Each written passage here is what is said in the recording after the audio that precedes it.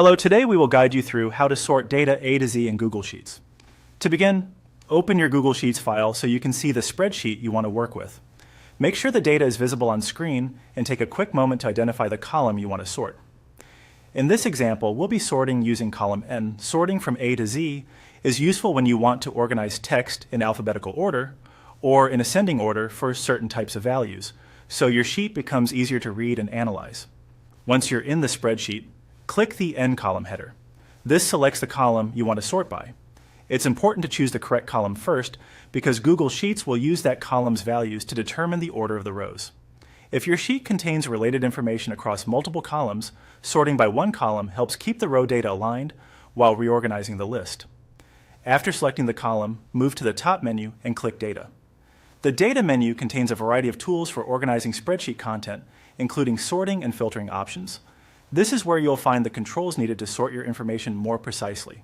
From the Data menu, click Create a Filter. When you do this, filter icons will appear in the header area of your sheet.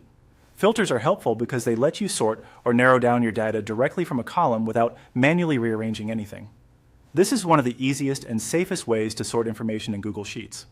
Next, click the filter icon for the selected column.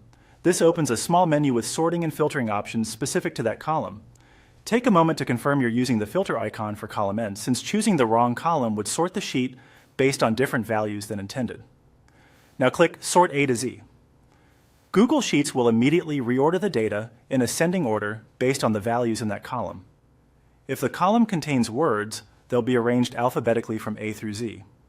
If it contains numbers or dates formatted in a way Sheets recognizes, they'll be sorted from smallest to largest or earliest to latest.